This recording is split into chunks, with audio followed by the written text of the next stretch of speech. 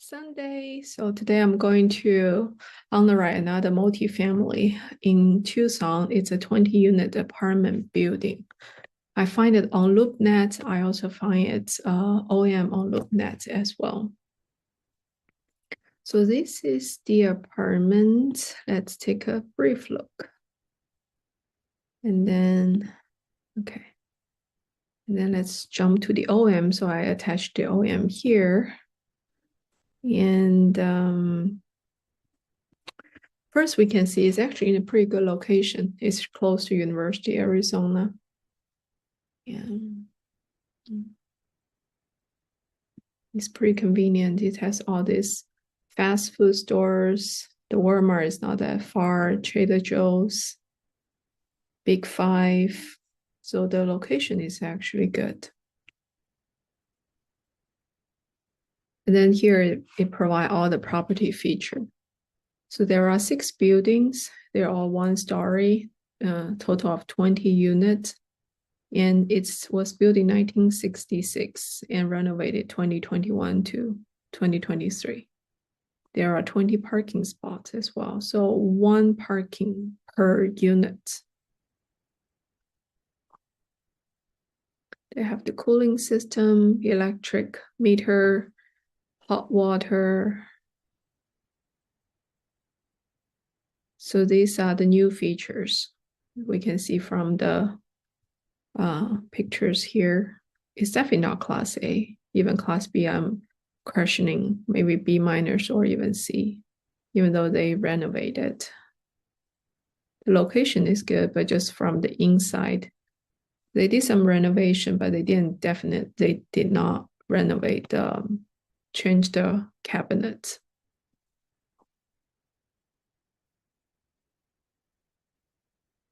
So not all the floorings are vinyl. The kitchen area is still ceramic tile, at least from here or from here. So it seems that not all the units are renovated the same standard. As we can see, this one looks nicer than this one. This one, the cabinet has been updated, but not in this. So, which means I don't think they should be charging the same price based on different renovation level. So we know that, so this is the rent roll. We know that they're all 1 bedroom, 1 bathroom. So we can see the range of the price seems to be $770 to $882.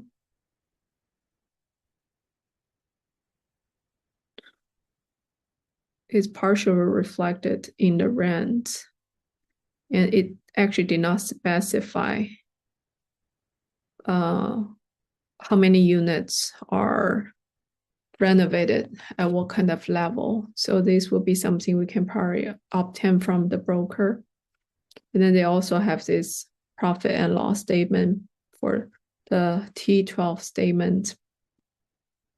It specifies the income, the expenses, has all these expenses here. So the interesting part is like, okay, the legal fee, it says most of them is 0. And the maintenance, most of them is 0. The appliance repair, most of them is also 0. Cleaning, it's part because the building was just renovated, so that's why it looks fine. But it doesn't mean that if one take over the unit, I think we should definitely budget in this legal fee, the maintenance fee. So this number would not be the good reflection of the operation in the future. Carpet cleaning, we can see most of them is 0, which is very interesting. The cleaning fee looks a little bit better. So electric repair, pest control. I would say pest control, it's almost like a monthly thing. So I'm actually surprised that most of them is 0 here as well. The plumbing repair, okay. These are some of the repairs. The utility. The utility, I would say at least $100 per unit for the common area. So they are only budget. So it says only 282. In December, it's very interesting here. The insurance is only 389, which also doesn't make sense to me. Well, I would say at least $400 per unit. The property tax is also very little. So as a result, it says the expenses in total for the 12 months is only 68,000.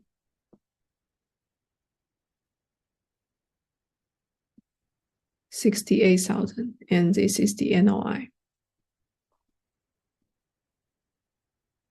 This is just give you an overall summary of the T12 and the T3. So they're asking for $2 million. The cap rate is 5.92. Okay, let's get into our calculation. So this is really a blank Express sheet. I have started because people ask me where if they can have my spreadsheet. I actually just started from blank. So I jot down the average effective rent, which is $792. I see I got this number here, $792. Then there are 20 units. So the gross potential rent, let me just put it. Okay, so will be this times number of units times 12. Okay. The vacancy, oh, okay. I put 10%, but this is only 20 units, so like 10%. Actually, because of the number of units is not that big, so I actually did research online. So this is a graph. It's from Real Estate Daily.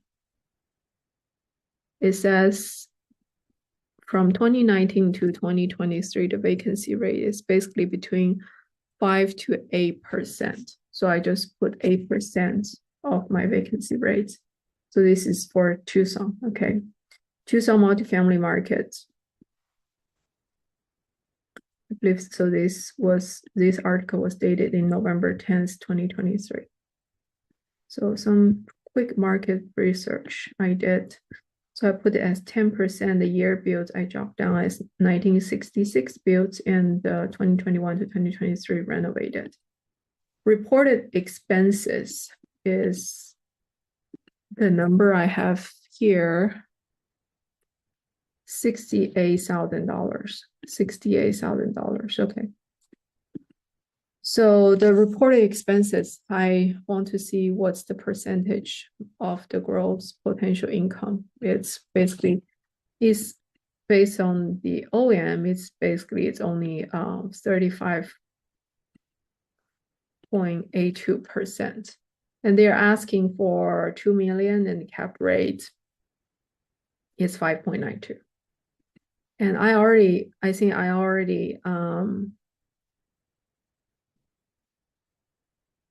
point out some of the flags as I scroll through the T12 statement. And I also share with you a rule of thumb I get from Michael Blank's syndicator analysis. So these are the typical expenses. Rule of thumb per year units is $400 per unit. So this is just the insurance piece. And we can see they only budget $234 per year, seems to be lower. And the tax is basically 1% of the sales price, which means if a 2 million, then will be at least 20,000. This is only 8,000. Okay. Then as I mentioned before, the electric, $100 unit for the common area. So there are 20 units, so at least 20,000 as well. But the electricity, they only budget for, so here it's only $4,000 as well. So what I'm saying is, I feel like maybe these are the true number, but once a new owner take over the property, this will not be a true reflection, as well as a lot of expenses. I feel like it is